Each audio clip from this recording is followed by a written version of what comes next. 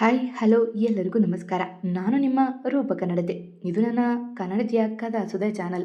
ವಸಿಷ್ಠನ ಈ ಕತೆ ನಿಮಗೆ ಇಷ್ಟ ಆಗ್ತಿದ್ರೆ ಪ್ಲೀಸ್ ಬೇರೆಯವ್ರಿಗೂ ಶೇರ್ ಮಾಡಿ, ಲೈಕ್ ಮಾಡಿ, ಕಮೆಂಟ್ ಮಾಡೋದನ್ನ ಮರಿಬೇಡಿ ಆಯಿತಾ. ಮಾಂಗಲ್ಯದಿಂದ ನಂಟಾದರೂ ಭಾಗ 68. ವಸಿ ಜೊತೆಗೆ ಮೊಮ್ಮಕ್ಕಳು ಬೆಳೆಯತೊಡಗಿದ್ರು. ಇಂದು 3 ಮಕ್ಕಳ ಹುಟ್ಟಿದ ದಿನ. ನಿಧಿ, ಚಿಂಟು, ಗೊಂಬೆ ರೆಡಿ ಆದ್ರ ನೋಡು, ನಾನು ಚಿನ್ನು ರೆಡಿ ಆದ್ನ ನೋಡ್ತೀನಿ ಎಂದರು ಮೈಥಿಲಿ. ಮನೆಯಲ್ಲಿ ಸಡಗರವಿತ್ತು. ಹತ್ತ ಗೊಂಬೆನ ಅವಳಪ್ಪ ರೆಡಿ ಮಾಡ್ತಿದ್ದಾರೆ, ಇನ್ನು ಚಿಂಟು ಬೆಳಗ್ಗೆಯೇ ರೆಡಿಯಾಗಿದ್ದಾನೆ ಎಂದಾಗ ನಕ್ಕವರು, ಸರಿ ನಿಮ್ಮ ಮಾವನನ್ನು ನೋಡ್ತೀನಿ, ಇನ್ನೂ 20 ವರ್ಷದ ಹುಡುಗನ ಹಾಗೆ ಎಲ್ಲ ಕಡೆ ಓಡಾಡ್ದ ಅರೇಂಜ್ಮೆಂಟ್ ಮಾಡ್ತಿದ್ದಾರೆ, ಇವಾಗ ಸ್ನಾನಕ್ಕೆ ಹೋದ್ರು ಎಂದು ಗಂಡನನ್ನು ಆಡಿಕೊಂಡರು ಮೈಥಿಲಿ. ಏನದು 20 ವರ್ಷ ಅಂತ ಹೇಳ್ತಿರೋದು, ನನಗಿನ್ನೂ ಸ್ವೀಟ್ 16, ನಿಂಗೆ ವಯಸ್ಸಾಗಿದೆ ಎಂದು ಕೋಟ್ ಸರಿಪಡಿಸಿಕೊಳ್ಳುತ್ತಾ ಕೆಳಗಿಳಿದು ಬಂದ ವಸಿಷ್ಠ ಅವರ ನೋಡಿ ಮಾತನ್ನೇ ಮರೆತರು ಮೈಥಿಲಿ. ಅವರನ್ನು ನೋಡಿದವರಾರು ಅವರಿಗೆ 65 ವರ್ಷ ಎನ್ನಲಾರರು. ಅಷ್ಟು ಚೆನ್ನಾಗಿ ದೇಹವನ್ನು ಸದೃಢವಾಗಿ ಇಟ್ಟುಕೊಂಡಿದ್ದಾರೆ. ಗೊತ್ತು, ನನಗೆ ವಯಸ್ಸಾಗಿದೆ, ಹೋಗಿ ಅದೇನೋ ಕೇಕ್ ಅಂದ್ರಲ್ಲ ಬೇಗ ತನ್ನಿ, ಮಕ್ಕಳೆಲ್ಲ ರೆಡಿಯಾಗಿದ್ದಾರೆ, ಇನ್ನೇನು ಗೆಸ್ಟ್ ಸಹ ಬರ್ತಾರೆ ಎಂದರು ಮೈಥಿಲಿ. ವಸಿಯನ್ನು ಕಾಡುವಲ್ಲಿ ಅವರಿಗೇನೋ ಖುಷಿ. ಹೊರಟೆ, ಆಯುಷ್ ಬಾ ನನ್ನ ಜೊತೆ, ಅದು ನೀವು ಗೆಸ್ಟ್ಗಳನ್ನು ನೋಡ್ಕೊ, ಬೇಗ ಬಂದು ಬಿಡ್ತೀವಿ. ಗೌರವ್, ಅಡುಗೆಯವರು ಏನು ಮಾಡ್ತಿದ್ದಾರೆ ನೋಡು ಎಂದು ಎಲ್ಲರಿಗೂ ಒಂದೊಂದು ಕೆಲಸ ಒಪ್ಪಿಸಿ ನಡೆದರು ವಸಿಷ್ಠ. ಮೊಮ್ಮಕ್ಕಳಿಗಾಗಿ ತಾವೇ ಖುದ್ದಾಗಿ ಡಿಸೈನ್ ಮಾಡಿಸಲು ಹೇಳಿದ್ದ ಕೇಕ್ ತರಲು ತಾವೇ ಹೊರಟಿದ್ರು. ನೋಡು ಗೊಂಬೆ, ಈ ಡ್ರೆಸ್ ಎಷ್ಟು ಚಂದ ಕಾಣುತ್ತೆ, ಆ ಡ್ರೆಸ್ ಬೇಡ ಮಗಳೇ ಎಂದು ಸಿರಿಯ ಓಲೈಸುತ್ತಿದ್ದ ವೈಭವ್. ಬೇಡ ಪಪ್ಪ, ನನಗೆ ಅದೇ ಡ್ರೆಸ್ ಬೇಕು, ವಿಶು ಕೂಡ ಅದೇ ಕಲರ್ ಡ್ರೆಸ್ ಹಾಕ್ಕೊಂಡಿದ್ದಾನೆ ಎಂದಳು ಮೂತಿ ಉಬ್ಬಿಸಿ. ಏಯ್ ಗೊಂಬೆ, ನಾನು ರೆಡ್ ಕಲರ್ ಹಾಕ್ಕೊಂಡಿಲ್ವಾ, ನೀನು ಹುಡುಗಿ ಪಿಂಕ್ ಹಾಕೋ, ಹುಡುಗರೆಲ್ಲ ಪಿಂಕ್ ಕಲರೇ ಹಾಕೋದು ಎಂದ ವಿಶ್ರುತ್ ಹೊಟ್ಟೆ ಉರಿಯಿಂದ. ಗೊಂಬೆ, ನಿನಗೆ ಪಿಂಕ್ ಕಲರ್ ಎಷ್ಟು ಚೆನ್ನಾಗಿ ಕಾಣುತ್ತೆ ಗೊತ್ತಾ ಎಂದು ಅವಳ ಓಲೈಸುತ್ತಿದ್ದ ವೈಭವ್. ಬೇಡ ಅಂದರೆ ಬೇಡ ಪಪ್ಪ, ನನಗೆ ಬ್ಲೂ ಕಲರೇ ಬೇಕು ಎಂದು ಕೈ ಕಟ್ಟಿ ನುಡಿದಾಗ ಹಣೆ ನೀಬಿಕೊಂಡ ವೈಭವ್. ಈಗ ಹೇಳಿ, ಅವಳೇನೋ ಕೇಳಿದ್ರು ಕೊಡಿಸಿ ಹಠಮಾರಿ ಮಾಡಿಬಿಟ್ಟಿದ್ದೀರಾ, ಇನ್ನೇನು ಗೆಸ್ಟ್ ಬರೋ ಟೈಮ್ ಆಯಿತು, ಇನ್ನು ಮಹಾರಾಣಿ ಅವರದ್ದು ಬಟ್ಟೆ ಸೆಲೆಕ್ಷನ್ ಆಗಿಲ್ಲ ಎಂದು ಅಪ್ಪ ಮಗಳಿಬ್ಬರ ಬೈಯುತ್ತಾ ಬಂದಳು ನಿಧಿ. ನಿಧಿ, ನೀನೇ ಹೇಳು ಇವಳಿಗೆ, ಇಷ್ಟು ಚೆನ್ನಾಗಿರೋ ಬಟ್ಟೆ ಬೇಡವಂತೆ ಎಂದ ಮುಖ ಚಿಕ್ಕದು ಮಾಡಿ. ಬೇಡ ಅಂದಿಲ್ಲ ಪಪ್ಪ, ಇವಾಗ ಬೇಡ, ವಿಶು ಬ್ಲೂ ಕಲರ್ ಬಟ್ಟೆ ಹಾಕಿದ್ದಾನೆ, ನನಗೂ ಅದೇ ಬೇಕು ಎಂದಾಗ ವೈಭವ್ನ ದುರ್ಗುಟ್ಟಿ ನೋಡಿದವಳು, ನಿನ್ನ ಮುದ್ದು ಎಲ್ಲಿಗೆ ತಂದು ನಿಲ್ಲಿಸಿದೆ ನೋಡಿ ಎಂದಾಗ ಅವಳ ಬಳಿ ಬಂದವ, ನನ್ನ ಮುದ್ದು ಅಲ್ಲ, ನಿನ್ನ ಇಷ್ಟಾಳ ಅತಿ ಆಸೆ, ಅವರು ಹುಟ್ಟಿದಾಗಲೇ ಅವರಿಬ್ಬರು ಗಂಡ ಹೆಂಡತಿ ಅಂತ ಮಾತು ತಗೊಂಡ್ರಲ್ಲ, ಈಗ ಮ್ಯಾಚಿಂಗ್ ಮಾಡೋಕೆ ನೋಡ್ತಿದ್ದಾಳಷ್ಟೆ ಎಂದ ಅವಳ ಮುಂಗುರುಳ ಹಿಂದೆ ಸರಿಸಿ. ಓ ಆಗ ವಿಷಯ, ಇರಿ ನನಗೆ ಗೊತ್ತು ಎಂದು ತನ್ನ ಫೋನ್ ತೆಗೆದು ವಸಿಷ್ಠ ಅವರಿಗೆ ಕರೆ ಮಾಡಿದವಳು ಗೊಂಬೆಯ ಹಠದ ಬಗ್ಗೆ ತಿಳಿಸಿದಾಗ ನಗುತ್ತಾ ಒಪ್ಪಿದ್ರು ವಸಿಷ್ಠ. ಮುಂದಿನ 15 ನಿಮಿಷಗಳಲ್ಲಿ ಬ್ಲೂ ಕಲರ್ ಡಿಸೈನರ್ ಗೌನ್ ಅವರ ಮನೆಯ ಬಾಗಿಲಿಗೆ ಬಂದಿತ್ತು. ಅಂತೂ ಎಲ್ಲರ ರೆಡಿಯಾಗಿ ಗೆಸ್ಟ್ಗಳು ಬರುವ ವೇಳೆಗೆ ವಸಿಷ್ಠ ಅವರು ಕೇಕ್ನೊಂದಿಗೆ ಬಂದರು. ಬರೋಬ್ಬರಿ 3 ಕೇಕು, ಅದು ಒಂದೊಂದು ಕೇಕ್ 5 kg, ಇದು ಚಿನ್ನುಗೆ, ಇದು ಗೊಂಬೆಗೆ, ಇದು ಚಿಂಟುಗೆ ಎಂದು ಮೂವರನ್ನು ನಿಲ್ಲಿಸಿ ಅವರ ಮುಂದೆ ಕೇಕ್ ಇಟ್ಟು ಓಪನ್ ಮಾಡಿದರು. ಒಂದರಲ್ಲಿ ಚಿನ್ನುವಿನಿಷ್ಟದ ಚಿಕ್ಕದಾದ ಸ್ಪೈಡರ್ ಮ್ಯಾನ್ ಇದ್ದರೆ ಗೊಂಬೆಯ ಮುಂದೆ ಪುಟ್ಟದಾದ ಬಾರ್ಬಿ ಡಾಲ್ ಇತ್ತು. ಇನ್ನು ಚಿಂಟು ಮುಂದೆ ಅವನಿಷ್ಟದ ರೋಲ್ಸ್ ರಾಯ್ಸ್ ಕೇಕ್. ವಸಿ, ಇಷ್ಟೊಂದು ಯಾಕೆ ವೇಸ್ಟ್ ಮಾಡ್ತಿರೋದು, ಕರೆದಿರೋ ಗೆಸ್ಟ್ಗಳಿಗೆ ಕೊಟ್ಟರು 5 kg ಖಾಲಿ ಆಗಲ್ಲ ಎಂದರು ಮೈಥಿಲಿ. ಸುಮ್ಮನೆ ತಿನ್ನುವುದನ್ನು ವೇಸ್ಟ್ ಮಾಡಲು ಇಷ್ಟ ಇಲ್ಲ ಅವರಿಗೆ. ಇರೇ ಹೆಂಡ್ತಿ, ನಿಂಗೆ ಎಲ್ಲದರಲ್ಲೂ ಆತುರ ಎಂದ ವಸಿಷ್ಠ ಅವರು ಬಾಗಿಲೆಡೆ ನೋಡಲು 100 ಅನಾಥ ಮಕ್ಕಳು ಬಂದರು. ಅವರನ್ನೆಲ್ಲ ನೋಡಿ ಗೊಂಬೆ ವಿಶ್ ಖುಷಿಪಟ್ಟರೆ ಚಿಂಟು ಅಸಹ್ಯ ಪಟ್ಟಿದ್ದ.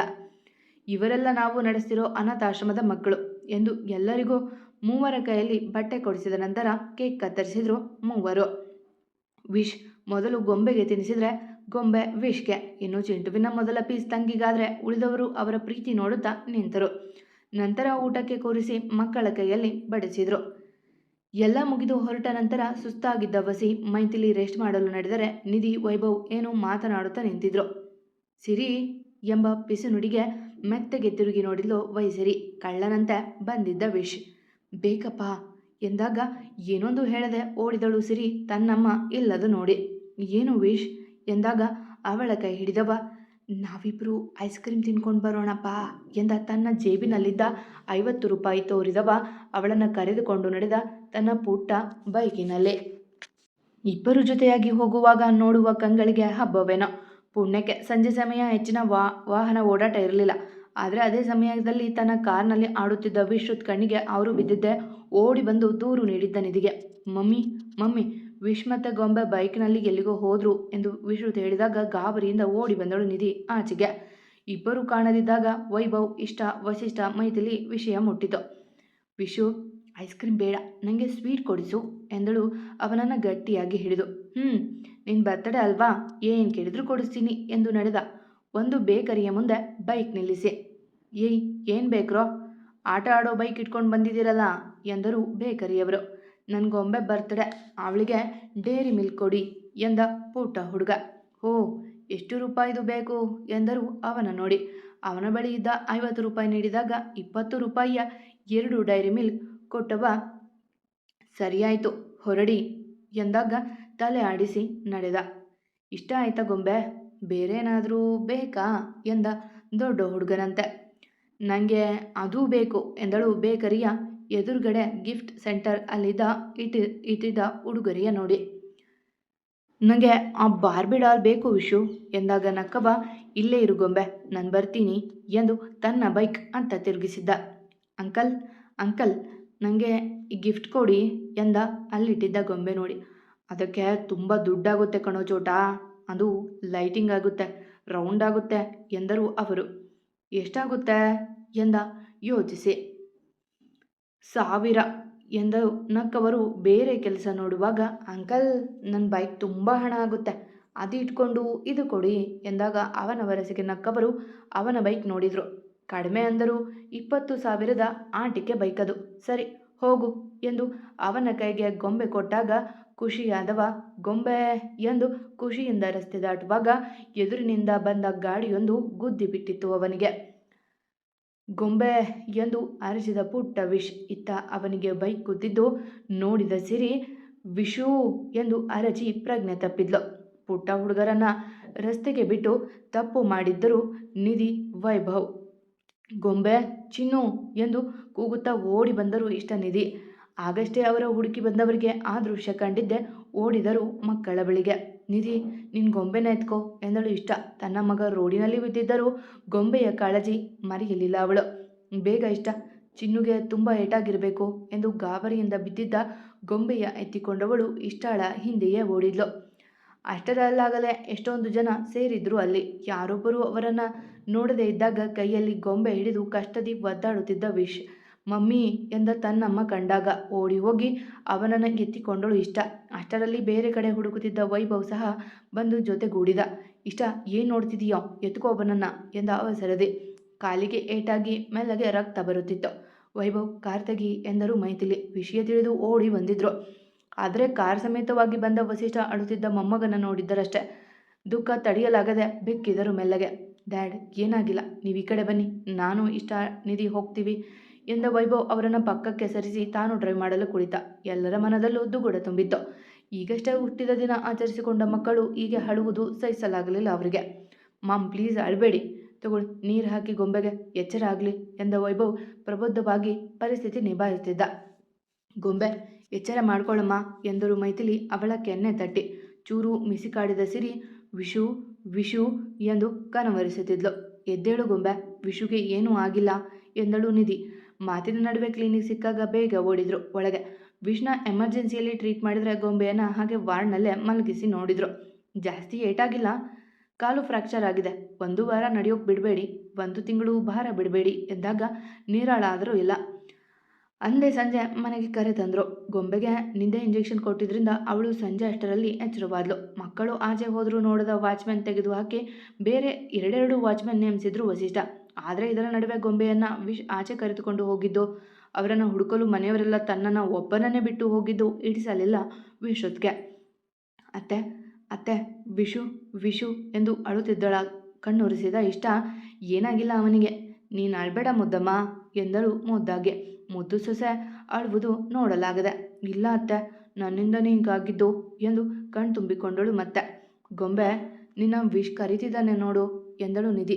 ಮಕ್ಕಳಿಗೆ ಬೈಯಬಾರದೆಂದು ವಸಿಷ್ಠ ಅವರು ಆಗಲೇ ತಾಕೀತು ಮಾಡಿದ್ರು. ಹಾ ಮಮ್ಮಿ ಎಂದು ಓಡಿದಳು ಅವನ ಕೋಣೆಗೆ. ಆಗಷ್ಟೇ ಕಣ್ಣು ಬಿಟ್ಟವ ಕೈಯಲ್ಲಿ ಗೊಂಬೆ ಹಿಡಿದಿದ್ದ. ನೀನು ಕೇಳಿದ್ದ ಗೊಂಬೆ ಎಂದು ಅವಳ ಎದುರು ಗೊಂಬೆ ಚಾಚಿದಾಗ ಅದನ್ನು ತೆಗೆದುಕೊಂಡು ಬೀಕಿದಳು. ಮತ್ತೆ ಮೈಥಿಲಿ ಅಲ್ಲೇ ಕುಳಿತಿದ್ರು ಮೊಮ್ಮಗನನ್ನು ನೋಡಿಕೊಂಡು. ಗೊಂಬೆ ಯಾಕೆ ಅಳೋದು ಎಂದ ವಿಶ್ ಅವಳ ಕೈ ಹಿಡಿದು. ನನ್ನಿಂದ ನಿನಗೆ ಕಾಲು ಮುರಿದೋಯ್ತು ಅದಕ್ಕೆ ಎಂದಳು ಪುಟ್ಟ ಕೈಯಲ್ಲಿ ಕಣ್ಣೀರ ತೊಡೆದುಕೊಂಡು. ಏನಾಗಿಲ್ಲ ಕಣೆ, ನಾಳೆ ಅಷ್ಟರಲ್ಲಿ ನಡೀತೀನಿ ಎಂದ ನಗುತ್ತಾ. ಆದರೆ ಬಲಗಾಲು ಫ್ರ್ಯಾಕ್ಚರ್ ಆದ ಕಾರಣ 1 ತಿಂಗಳು ರೆಸ್ಟ್ ಹೇಳಿದ್ರು ಡಾಕ್ಟರ್. ಅವನಿಗದು ತಿಳಿದಿದ್ರು ಅವಳ ಅಳು ನೋಡಲಾಗದಲ್ಲ. ಇಲ್ಲ ಮಮ್ಮಿ ಬೇತು ನನಗೆ ನಿನ್ನ ಜೊತೆ ಆಟ ಆಡೋಕ್ಕಾಗಲ್ಲ ಅಂತ ಎಂದಾಗ ಅವಳ ಕೈಗೆ ಪೆನ್ಸಿಲ್ ಕೊಟ್ಟವ.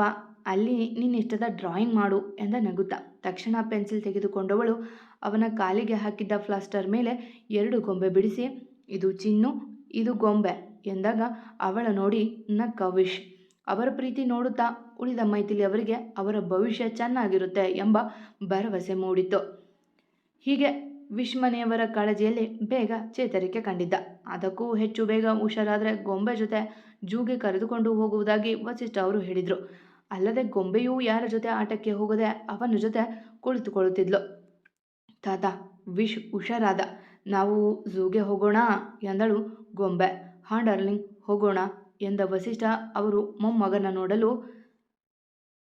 ಐ ಆಮ್ ಫೈನ್ ತಾತ, ನಡೆಯೋಕೆ ಆಗುತ್ತೆ ಎಂದನು ಅವಳ ಖುಷಿಗಾಗಿ. ಬೇಡ ಬಾವ, ಇವನು 1 ತಿಂಗಳು ಸ್ಕೂಲ್ ರಜೆ ಮಾಡಿದ್ದಾನೆ. ಅವನ ನೋಡಿಕೊಂಡು ಇವಳ 15 ದಿನ. ಇನ್ನು ಚಿಂಟು ತಂಗಿ ಇಲ್ಲದೆ ಹೋಗಿದ್ದಿಲ್ಲ. ಹೀಗೆ ಆದರೆ ಇವರು LKGಲೇ ಇರ್ತಾರಷ್ಟೆ. ನಾಡಿದ್ದು ಭಾನುವಾರ ನೀವೆಲ್ಲ ಹೋಗಿ ಬರುವಂತ್ರಿ. ಇವತ್ತು ಸ್ಕೂಲಲ್ಲಿ ಫ್ಯಾನ್ಸಿ ಡ್ರೆಸ್ ಕಾಂಪಿಟೇಷನ್ ಇದೆ. ಅವರಿಗೆ ರಾಧಾಕೃಷ್ಣ ಡ್ರೆಸ್ ಹಾಕ್ತಿದ್ದೀನಿ ಎಂದಳು ನಿಧಿ ನಗುತ್ತಾ. ಮತ್ತೆ ನನಗೆ ಮಮ್ಮಿ ಎಂದ ವಿಶ್ರುತ್ ಕೈ ಕಟ್ಟಿ. ನಿಂಗೆ ರಾಮನ ಡ್ರೆಸ್ ಕಣೋ, ಒಟ್ಟಾರೆ ನಿಮ್ಮಮ್ಮ ಅಜ್ಜಿ ಸೇರಿಕೊಂಡು ನಿಮ್ಮನ್ನು ಪುರಾಣದಿಂದ ಆಚೆ ಹೋಗೋಕೆ ಬಿಡಲ್ಲ ಎಂದು ನಕ್ಕ ವೈಭವ್. ಇರಲಿ ಬಿಡು ವೈಭವ್, ಫ್ಯಾನ್ಸಿ ಆಗಿರೋದು ಇದ್ದದ್ದೇ, ಅವಾಗಿವಾಗ ನಮ್ಮ ಪುರಾತನದ ಬಗ್ಗೆ ತಿಳ್ಕೊಳ್ಳಿ ಎಂದ ಋಷಭ್. ಈಗವನು ಕಂಪನಿ ದೊಡ್ಡದಾಗಿ ಬೆಳೆದಿತ್ತು. ಏನೂ ಆಸೆ ಇಟ್ಟುಕೊಂಡವ ಹಗಲಿರುಳು ದುಡಿಯುತ್ತಿದ್ದ. ಯಾರಿಗೂ ತನ್ನ ಆಸೆ ಬಿಟ್ಟು ಕೊಡದೆ. ಸರಿ ನಮ್ಮ ಗೊಂಬೆ ಚಿನ್ನು ಚಿಂಟು ಇವತ್ತು ಸ್ಕೂಲ್ಗೆ ಹೋಗಿ ಬನ್ನಿ, ನಾಳೆ ಆಫ್ ಡೇ, ನಾಡಿದ್ದು ಹೋಗೋಣ ಎಂದು ವಸಿಷ್ಠ ಅವರು ಹೇಳಿದಾಗ ಪ್ರಾಮಿಸ್ ತಾತ ಎಂದಳು ಗೊಂಬೆ ಕೈ ಚಾಚಿ. ವಸಿಷ್ಠ ಕಣೆ ಅವರು, ಅವರ ಬಳಿನೇ ಪ್ರಾಮಿಸ್ ತಗೋತೀಯಾ ಚೂಟಿ ಎಂದು ಮೊಮ್ಮಗಳಿಗೆ ಕಾಲೆಳೆದರು ಸುಮನ. ಅವರಂತೂ ನೆಮ್ಮದಿಯಿಂದ ಜೀವನ ಕಳೆಯುತ್ತಿದ್ದಾರೆ. ಮಗಳ ಜೀವನ ಸುಗಮವಾಗಿ ಸಾಗುವಾಗ ಅವರಿಗೇನು ಚಿಂತೆ. ಚಂದ್ರಕಾಂತ್ ಅವರು ಜೈಲಿನಲ್ಲೇ ಕೊನೆ ಉಸಿರೆಳೆದರೆ ಶಿವರಾಜ್ ಅವರಿಗೆ ಇನ್ನೂ ಶಿಕ್ಷೆ ನಡೆಯುತ್ತಿತ್ತು. ಪ್ರಾಮಿಸ್ ಎಂದು ಪುಟ್ಟ ಕೈಗೆ ಕೈ ಸೇರಿಸಿದ ವಸಿಷ್ಠ ಅವರು. ನಾನೇ ವಿಶ್ರುತ್ನ ರೆಡಿ ಮಾಡ್ತೀನಿ, ನೀನು ನಿನ್ನ ಮಗಳಿಗೆ ರೆಡಿ ಮಾಡು ಎಂದಾಗ ತಲೆ ಆಡಿಸಿ ನಡೆದರು ಇಷ್ಟ ನಿಧಿ. ಎಲ್ಲರೂ ಮಕ್ಕಳನ್ನು ಕೃಷ್ಣ ರಾಧಾ ರಾಮ್ ವೇಷದಲ್ಲಿ ನೋಡಲು ಕಾಯುತ್ತಿದ್ದರು. ಅವರ ನಿರೀಕ್ಷೆ ಕೊನೆಗಾಣುವಂತೆ ರಾಧಾಕೃಷ್ಣ ಜೊತೆಯಾಗಿ ಬಂದಾಗ ಮನೆಯವರೆಲ್ಲ ಹಾಗೆ ನಿಂತು ಬಿಟ್ರು. ಅಷ್ಟು ಚೆನ್ನಾಗಿತ್ತು ಅವರಿಬ್ಬರ ಜೋಡಿ. ತುಂಬ ಚೆನ್ನಾಗಿ ಕಾಣ್ತಿದ್ದಾರೆ ಇಬ್ಬರು, ಸೂಪರ್ ಜೋಡಿ ಎಂದು ಮೈಥಿಲಿ ಅವರು ದೃಷ್ಟಿ ತೆಗೆದರು. ಇತ್ತ ವಿಶ್ರುತ್ ಸಹ ರಾಮನ ವೇಷದಲ್ಲಿ ಸುಂದರವಾಗಿ ಕಾಣುತ್ತಿದ್ದ. ಖುಷಿಯಲ್ಲಿ ಮಕ್ಕಳ ಫೋಟೋ ಕ್ಲಿಕ್ಕಿಸುತ್ತಿದ್ದರೆ ಗೊತ್ತಿಲ್ಲ ರಾಧಾಕೃಷ್ಣ ಅವರದು ಅಪೂರ್ಣ ಪ್ರೇಮವೆಂದು. ಅವರಿಬ್ಬರು ಒಂದಾಗಲು ಸಾಧ್ಯವಾಗಲಿಲ್ಲವೆಂದು. ಪುಟ್ಟರಾಮನ ವೇಷದಲ್ಲಿ ಸುಂದರವಾಗಿ ಕಾಣುತ್ತಿದ್ದ ವಿಶ್ರುತ್ ಮಾತ್ರ ವಿಶ್ ಸೌಂದರ್ಯ ನೋಡಿ ಗೊಂಬೆ ಅವನಿಂದ ಸುತ್ತುವುದ ನೋಡಿ ಮೂತಿ ಬೂತಿಸಿದ್ದ. ಮತ್ತೆ ಸಿಗುವ. ಕತೆ ಇಷ್ಟ ಆದರೆ ಕಮೆಂಟ್ ಹಾಕಿ, ಜಾಸ್ತಿ ಇಷ್ಟ ಆದರೆ ಸಬ್ಸ್ಕ್ರೈಬ್ ಆಗಿ. ಎಂದಿನಂತೆ ನಿಮ್ಮ ಪ್ರೀತಿ ಕಮೆಂಟ್ ಪ್ರೋತ್ಸಾಹದ ನಿರೀಕ್ಷೆಯಲ್ಲಿ ನಾನು ನಿಮ್ಮ ರೂಪ ಕನ್ನಡತೆ. ಪ್ರೀತಿಯಿಂದ ಕತೆ ಕೇಳಿ ಪ್ರೋತ್ಸಾಹ ಕೊಡ್ತಿರೋ ಪ್ರತಿಯೊಬ್ಬರಿಗೂ ನನ್ನ ತುಂಬು ಹೃದಯದ ಧನ್ಯವಾದಗಳು. ಹೀಗೆ ಪ್ರೋತ್ಸಾಹ ನೀಡ್ತಾ ಇರಿ.